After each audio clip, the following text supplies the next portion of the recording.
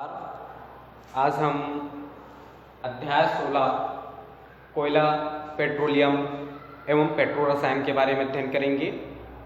इसमें क्या है, हर एक जीव को या जीवित रहने के लिए ऊर्जा की आवश्यकता होती है। ऐसे ही कई एक कार्य करने के लिए ऊर्जा की आवश्यकता होती है। जिस प्रकार मोटर वाहन, कल कारखाने आदि को भी चलाने के लिए ऊर्जा की आवश्यकता होती है। कल कारखाने हैं विद्युत ऊर्जा से चलती है, मोटर वाहन है वो पेट्रोलियम है, कोयले हैं आदि से चलती है, या सीएनजी गैस है उससे चलती है। ठीक है, तो आखिर ये सीएनजी है या कोयला है, ये पेट्रोलियम है, ये कैसे प्राप्त हुआ, ये कहाँ से आया, है ना, ये जानना है। तो कोयला जो पेट्रोलियम है, जीवों की या वनस्पति है, उसके जो मृत शरीर है वो भूमि पर हजारों लाखों करोड़ों वर्ष दबे रहे और ऑक्सीजन की अनुपस्थिति में उच्च दाब और उच्च ताप पर ये जीवाश्म के रूप में या जीवाश्म ईंधन के रूप में परिवर्तित हो गए। इसी जीवाश्म ईंधन को कोयला, पेट्रोलियम आदि कहा गया है।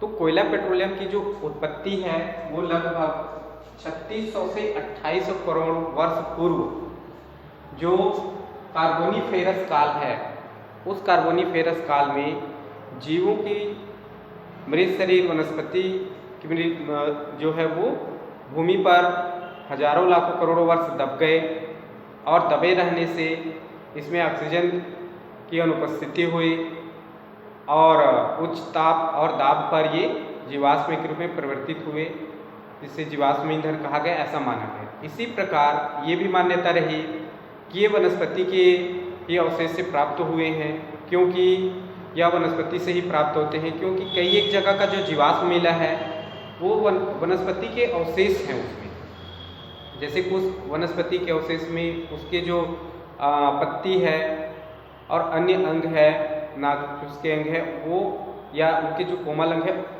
उसका अवशेष प्राप्त हुआ है, इसलिए उसको वनस्पति से प्राप्त हुआ है, ये माना गया।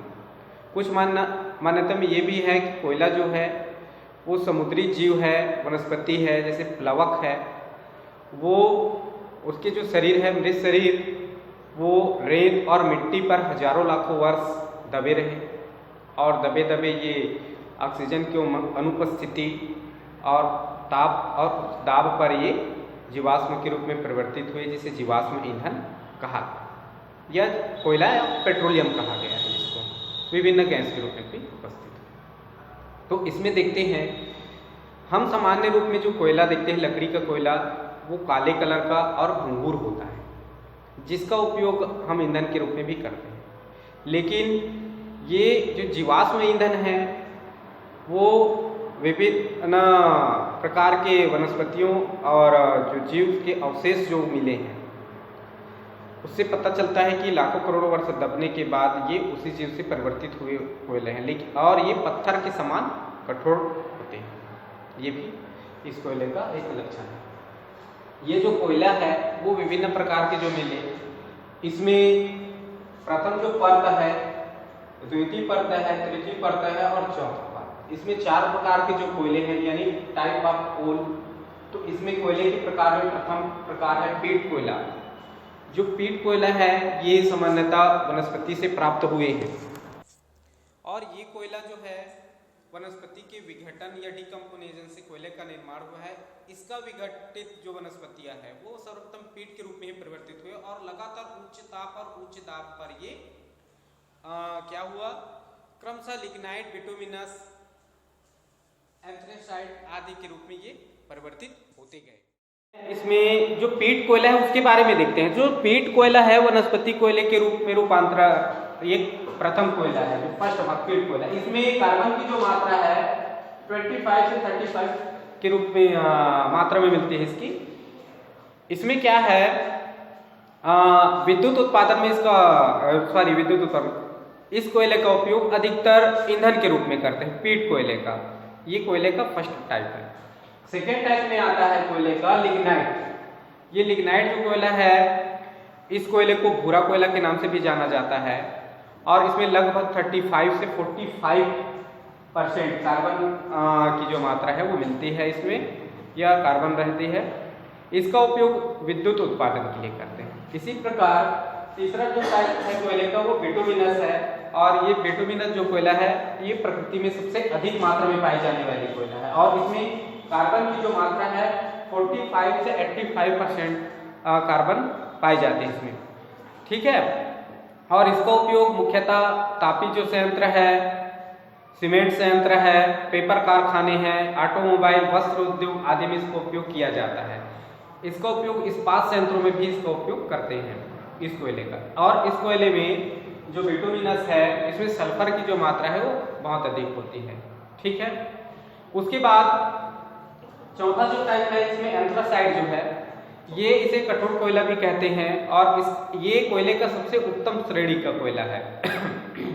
और इसमें कार्बन की जो मात्रा है वो 85% कार्बन की जो मात्रा है वो मिलती है, ठीक है। और कार्बन की प्रतिशत मात्रा अधिक होने के कारण इसमें क्या है, ये अधिक समय तक जलता है, और इससे जो धुआं है और राख है वो कम उत्पन्न होते हैं। इस कारण इसको घरेलू ईंधन के रूप में उपयोग करते हैं, और घरेलू ईंधन के लिए उत्तम रहता है, ठीक है।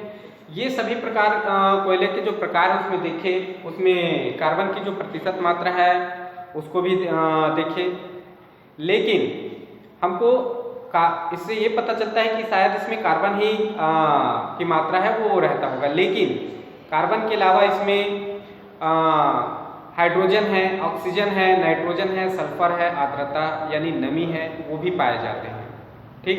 कोयले के इन प्रकार है, उसके समान मात्रा को जलाने पर ऊष्मा की जो मात्रा है या ऊष्मीय क्षमता है उसके आधार पर इसको ग्रेडिंग किया गया है।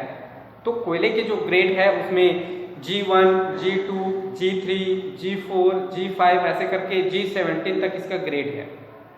तो इस ग्रेड को इसलिए रखा गया है क्योंकि इसमें सकल कैलोरी मान यानी ग्रॉस कैलोरीज वैल्यू, ये किलो कैलोरी पर किलोग्राम के आधार पर इसको बताया गया है।